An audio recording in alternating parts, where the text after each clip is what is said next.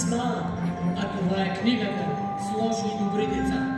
Играчки да правим е наше призвание. Изработваме ги с голямо старание. Рече наше и лепим, върне, пращаме и столим, с песни, танци и игри, работа лесничко да върви. Децата ще се насладят на едно прекрасно представление с едни прекрасни колеги. Работилницата е зад нас, както виждате, подготвена.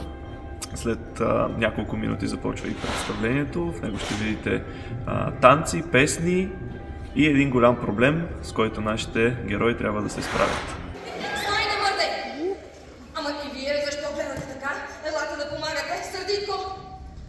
Пак ли си заклещи главата, не? Ей, не са смятнал с човека. Вчера в един куфар, оня ден в една кофа се лежи.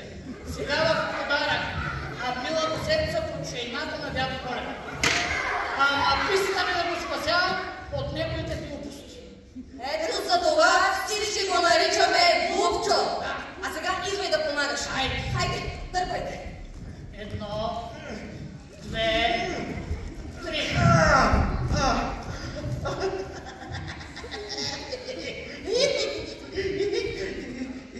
Ще пожелая на добър час и се радвам, че в тази седмица за втори път имаме празник и то с коледен дух, който надявам се децата ще бъдат много щастливи да гледат това представление, защото всички и малки и големи очакваме Коледа, така че дядо Коледа търси талант е много подходящо точно в тези дни. Ние може да участваме. Може, разбира се. Какви таланти имате? Като бях млада, имах музикална кариера. Бях певица. А пък аз на младени правих фокуси. Това е страхотно. Елате на кастинг.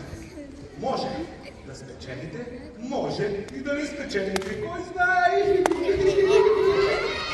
Пожелавам на добър час на целия екип, който работи в тези дни, без така да усетим, без никакви проблеми и мисля, че спектакълът е заразяващ, вълнуващ и ще се хареса не само от малки, но и от големи и още по-големи зрители. А на вас, деца, искам да кажа нещо много важно. Развивайте талантите си. Пейте, танцувайте, скачайте и се забавлявайте. Но не забравяйте за уроците. Бъдете послушни, мийте си редовно ръцете и обичайте близките си. Аз трябва да вървя, защото имаме още много работа. Ще се срещнем в коледната нощ. Довиждане!